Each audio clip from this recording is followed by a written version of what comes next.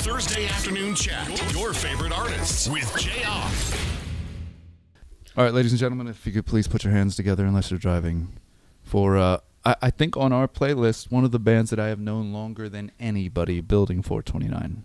Yeah. Welcome. Hello. Welcome. Good to still be hanging with you, man. Yes, well, it's a props for you that you're still making music because this is just my job. I'm going to keep going. It's my show. But you keep staying around, which is good for me because I get to see you every year. Yeah, well, it's our job. That's your job, too. Yes, sir. It's our show. It's going to keep going. Yeah. I think that was There was a compliment in there, yeah. Yeah, I did. I think it was, it's been 13 years, I think, that I was doing a show in Nashville. You guys had just won Best New Artist of the Year. I was I'm sitting there backstage at the Dove Awards. You come off with your Dove Award for Best New Artist of the Year, beating a lot of new artists at that time that had had amazing years. And you guys were the new boys in town as well.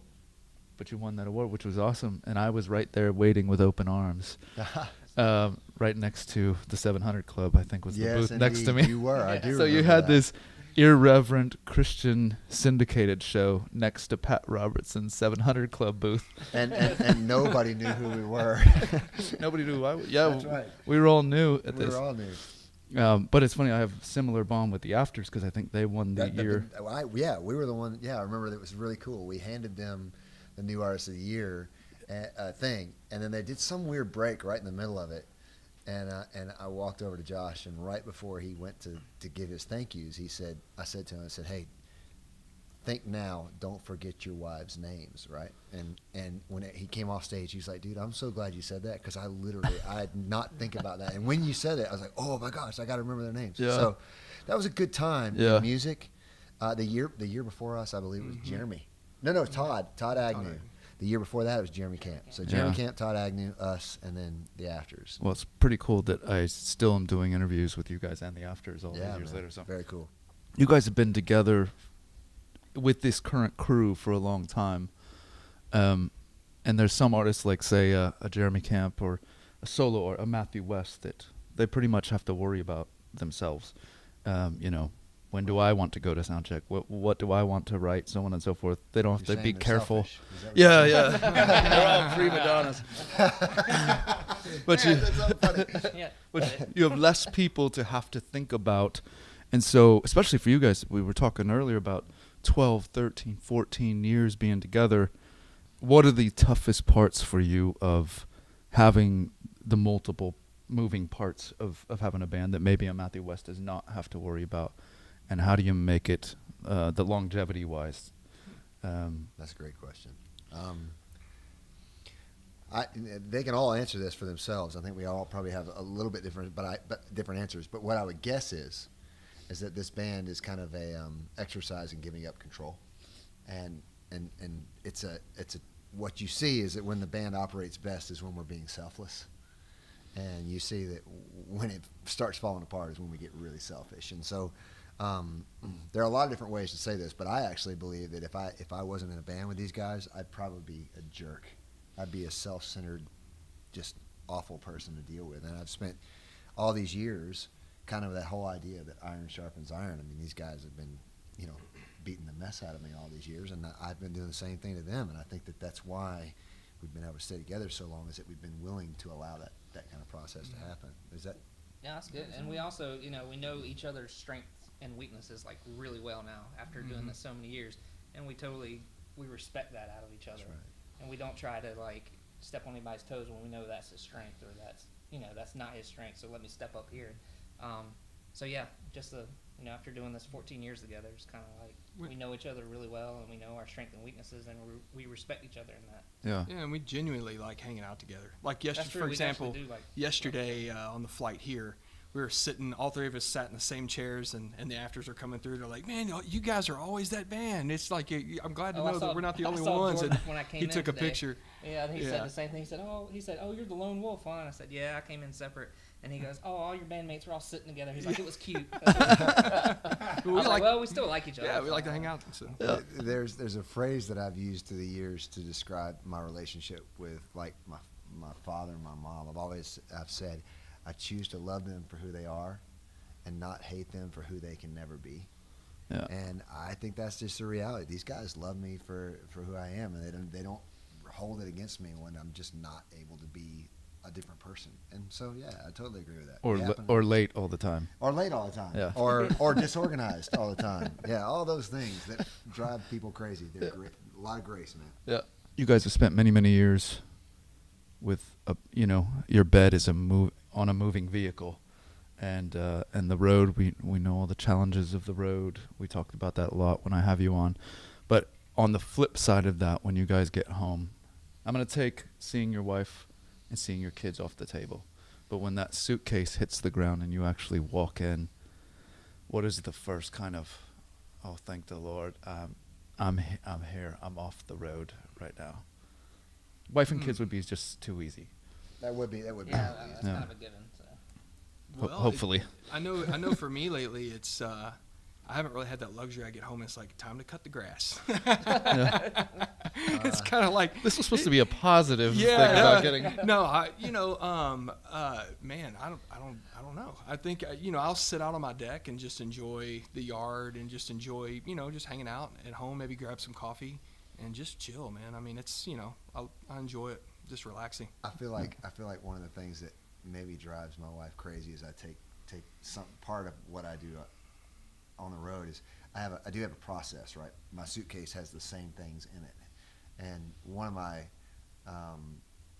favorite things to do is to walk in and put my suitcase just in the closet and be like, all right, that's done. Mm-hmm. You know what I mean? Like that Outside. thing's not coming out Yeah. again.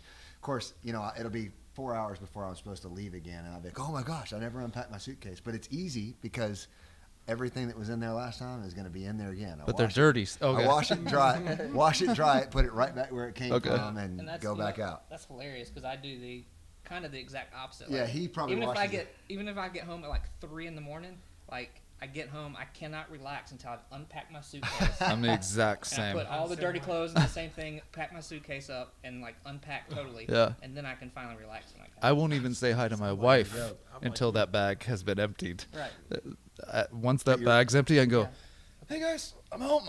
Yeah, It's no. good to see you. I actually, my wife and I have wars over the bag. She's like, "Are you gonna empty that thing?" No, I'll wait till it's time to go. And my wife's like, "You're really gonna do this right now at 3 a.m? Just got home." I was like, "Yes, I'm not gonna be able to relax until this is done." So. I get on my wife. Yeah. Yeah. My wife will bring the suitcase in, and it'll sit on the kitchen floor. It'll be open so she can pick from it, take what she needs. So she's that way. But- Okay. That's my wife too. There are times where I'm like, we're about to take our summer vacation. It's time for you to go get the suitcase. It's still there from our January trip. That's right. That's what Hannah does. Oh my God. It drives me nuts. It bugs my wife too. But it's funny because I have duplicates of everything. That's another thing about road life. You have to duplicate your life because if you try to take the same things to like your toiletry bag to your bathroom, you're gonna lose. I'm gonna lose everything. Yeah. Everything has to be duplicated. Yeah. Good. This has been educational today.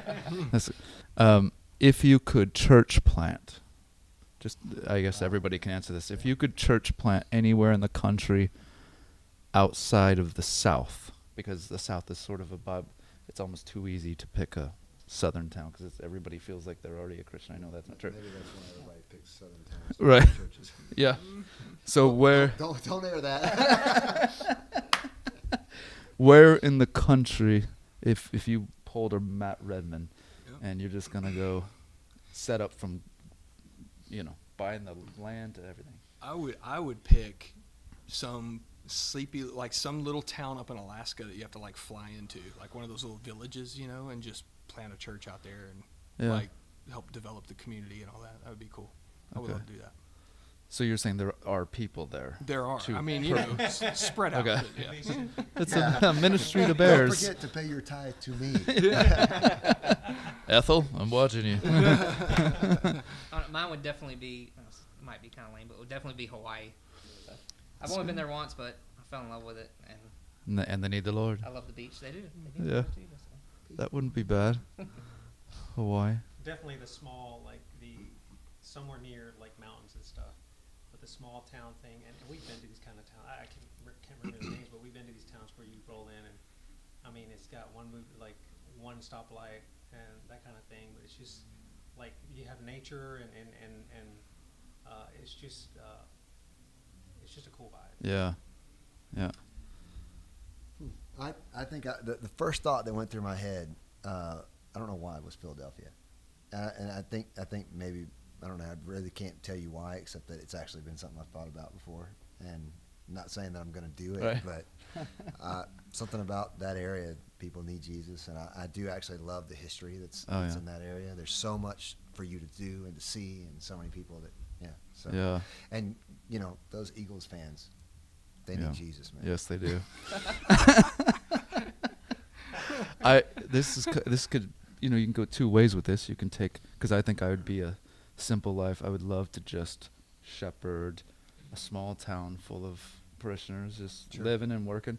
Or it feels like it's the harder one to say, okay, let me pick Boston, New York, and Philly, because or Chicago. Let me plant a church in the south side of Chicago. I don't know if you have to be cut out. You have to be called. You'd have to be called. because the selfish part of me says Colorado Springs, or something like that. You'll be living near Jesse. Yeah, right. All right, I went selfish. All right, wrapping things up with Building 429. Let's go with this one to close, because you are one of the most longest tenured bands that I get to interview. Can you think of any? But this isn't the question. But Mercy Me, you maybe even been around longer than Casting. Same time. Okay. Came out the same year. At this stage, year 13, 14, 15, 16 of Building 429, if you think back to the names that were number 2, number 3 on the list, do you have regrets? Yes. Like I should have gone with. I wish you would have kept that list. We had like a whole notebook. We did. We had a notebook full, and because we were going to change our name. There was huge conversation about changing it, and then, of course, we didn't realize what success would look like. Like, we didn't know what that was going to be, and to us, the danger was that we had already sold, I think, something like 5,000-6,000 CDs to people that had our name on it. We were like, well, we can't change it. Like 5,000 or 6,000 people. And of course, lo and behold, our first single goes out, and then boom, we sell whatever we sold, which was ridiculous the first round. But Building 429, I always laugh about it because every Walmart in America bought an end cap for our first record, and when we walked in, when CDs were still a big deal, yeah. And I remember walking into Walmart and walking up to our end cap with our picture and our faces on it, and it said Building 459. So right then and there, I was like, we made a mistake. Yeah. These people cannot get the numbers right. Yeah. And so we should have got that. We just ran with it. Yeah. Yeah, that was your window to change. That's our chance to change it. It's 459. Yeah, but what's the point of just changing one number? Right. Yeah. Well, people think that the original numbers are random too, right? So yeah. Why not? Well, I remember asking, and it kind of cracked me up. I asked Chad from Unspoken this question. I said, what was number 2? Do you wish you had changed it? He's like, yes, he hates their name, but he's like, it's too late. So we will just go on with me hating the name Unspoken. Well, and you have to remember that we came out in the era of bands that start with B, like Big Daddy Weave, By the Tree, Bebo Norman. What was the other one? Numbers. Tree 63. Yeah, right. Like it was. That was a many confusing numbers. era. It was an era of Barlow Girl, on and on. Wow, like, so for instance, like when we won that New Artist of the Year, I remember that it was so funny. Mercy Me were the ones that announced it, and they went out doing some NASCAR bit, and they're all wearing NASCAR suits. I remember that. And he had an air gun, like one of their drills, and so he goes, "Ladies and gentlemen, winner of New Artist of the Year is Buh." And when he said B, he pulled that drill and it went Bzzz, and but he didn't know that half the New Artist of the Year's name started with B, so everybody thought they had won. That's great. Right? So it was Barlow Girl, Building 429. He had to have done it. He was trying to be By the So yeah. everybody we literally thought that all of us were like, oh, is that? Oh no, all of us have B's. Yeah. That's the only reason the Afters did well, is it was just a different letter. That's right. People could remember them when they walked into Walmart. That's it. Saw the Afters end cap. And maybe that Melrose Place or whatever that TV show. Oh was, yeah, Beautiful Love was on MTV. That Where was your show? Yeah, why don't you tell me about that? I think we actually had a song that was on like a promo for Young and the Restless one time. So take that. Everything's a start. There you go. Yeah. That's great. Congrats on the album. Live the Journey. Always great to see your faces. Thanks, man. Thank you. The Thursday Afternoon Chat. Your favorite artists with Jayar.